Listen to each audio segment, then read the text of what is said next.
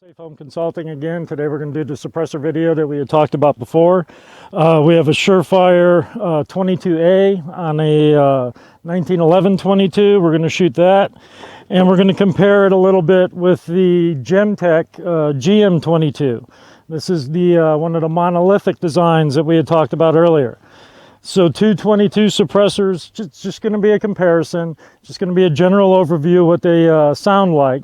We also have a GEMTECH GM45 suppressor on a 1911 that we're going to shoot, and we have a Smith & Wesson M&P9 with a Ryder TI9 from Surefire.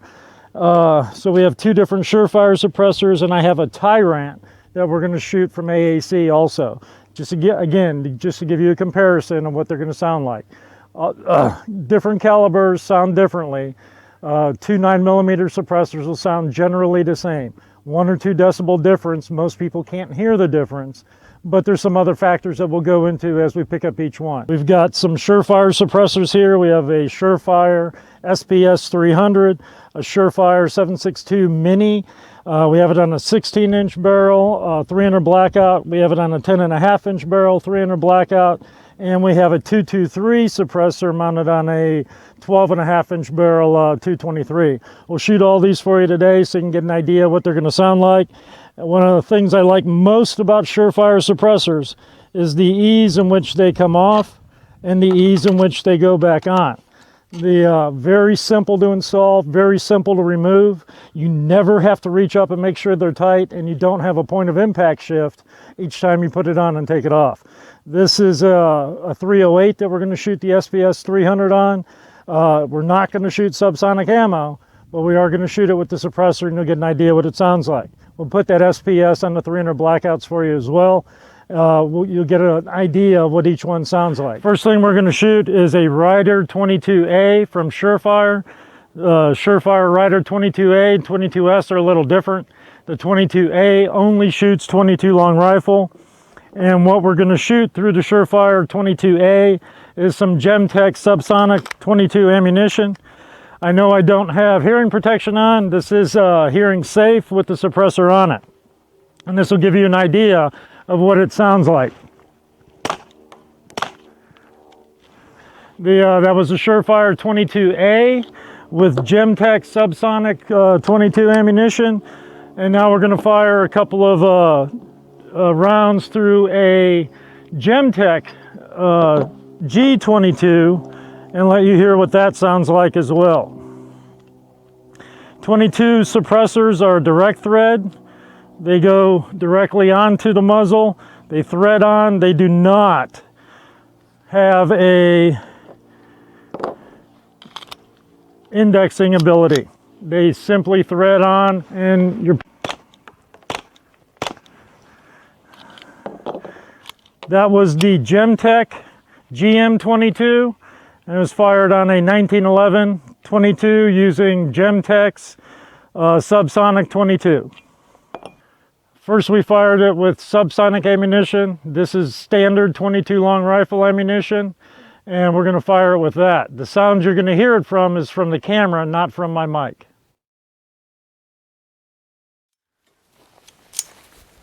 This is with the non-subsonic ammunition being fired through a GEMTECH GM22 suppressor. Now we'll fire the Surefire 22A suppressor without firing subsonic ammunition. It'll simply be standard 22 long rifle ammunition.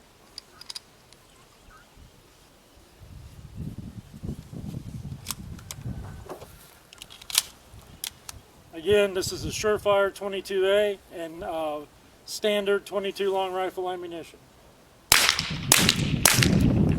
That was from the microphone on the camera, not from my lapel mic. We're going to shoot a GEMTECH GM45 45 caliber suppressor mounted on a Kimber 1911 and 45 caliber.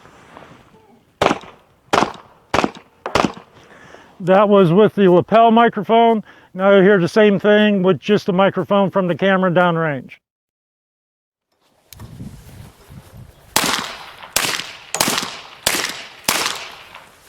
That was again the GM45 suppressor from GEMTECH on a 1911 and 45 caliber. Continuing with our pistol suppressor demonstration, we have a Smith & Wesson M&P 9 with a Surefire Rider 9 TI suppressor and subsonic 9mm ammunition.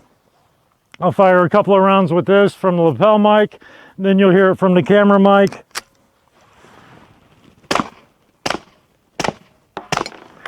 That was with the lapel mic, and now we're going to fire a couple of rounds with just the camera's mic.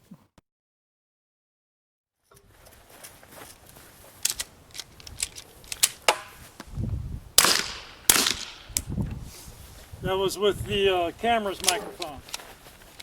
Now we're going to fire a couple of rounds through the same Smith & Wesson M&P 9, but we're using a Advanced Armament Tyrant 9mm suppressor.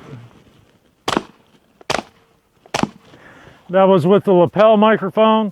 We'll do the same thing again, but we'll use the camera's microphone as it's downrange.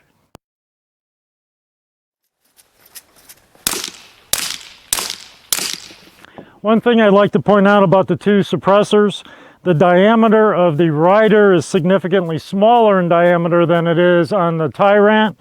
So I could still see the sights, standard sights, I could still use them with the Rider. With the Tyrant, because it's a little bit larger, it's more difficult to use those sights. Both cans are, however, indexable, so if your point of impact is not where you want it to be in alignment with your sights, you can pull forward on the can and rotate it to adjust that point of impact on the suppressor.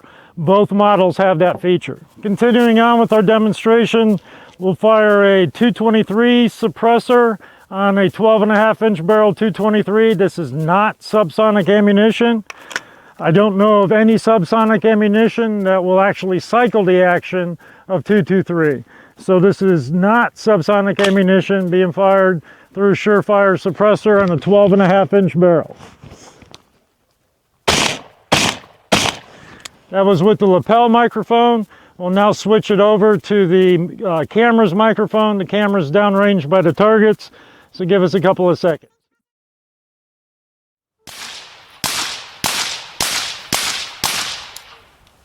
Surefire suppressor mounted on a 12.5-inch barrel. Next we have a 10.5-inch barrel 300 blackout with a Surefire Socom Mini 2 and subsonic, GEMTECH subsonic 300 blackout ammunition.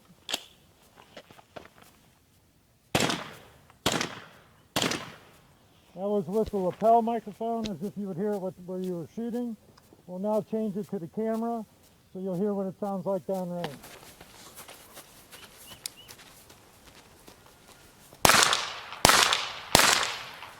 That was with the camera's angle. And we have the same rifle, shooting the same subsonic, GEMTECH subsonic 300 blackout ammunition, but this time we have the Surefire Socom SPS300 from the lapel shooter's view.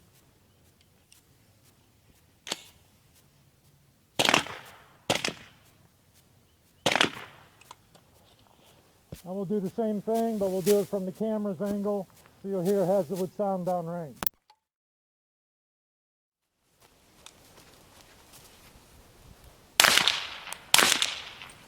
Same ammunition, that was from the downrange portion. This is a 16-inch barrel 300 blackout shooting GEMTECH subsonic 300 blackout ammunition.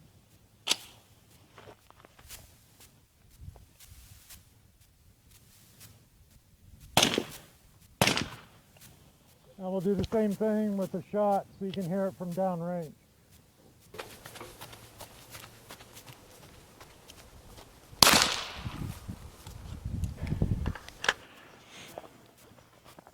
Now we're going to shoot the 16-inch barrel 300 blackout using the Surefire Socom SPS300.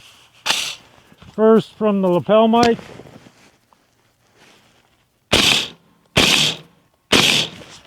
And now we'll do it from the camera microphone.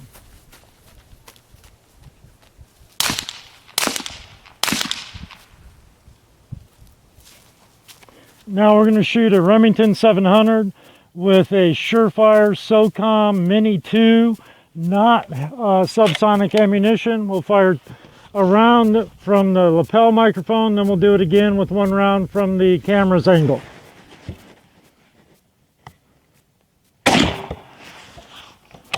That was from the lapel microphone. Now we're going to do it again with the camera's angle.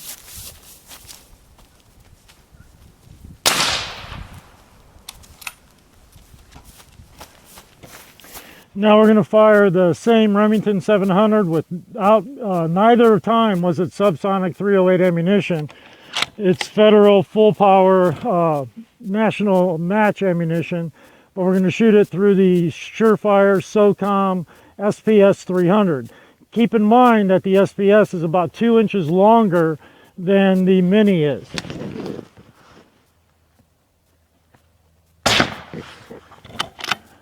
That was from the lapel mic. Now we'll do it from the camera's angle.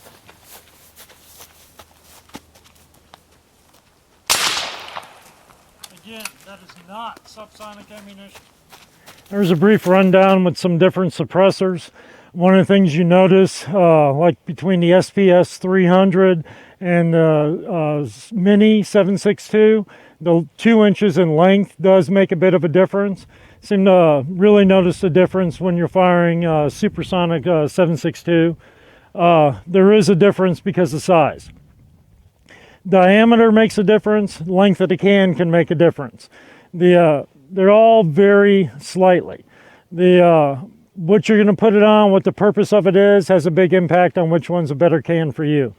The pistol suppressors, the same thing. A lot of manufacturers will tell you that if it's not bigger around, it's not going to be quieter. My opinion on the Surefire TI9, the Rider, is it was just as quiet as the advanced armament, but it still allowed me to see my sights. Personally, I prefer the Surefire Rider 9. Which one is better for you is up to you. It was just an example so you can get an idea what suppressors sound like. And again, don't be discouraged in buying a suppressor. If it's legal in your state, the process to do it isn't as complicated as some people make it out to be. And the rumors about the ATF will come in your house and search it whenever they want are simply false. Don't be discouraged. If you want a suppressor, they're easy to obtain. It's a $200 transfer fee plus the price of the suppressor. Go ahead and get it. Don't let them suppress your ability to be polite. This is Charles with Safe Home Consulting.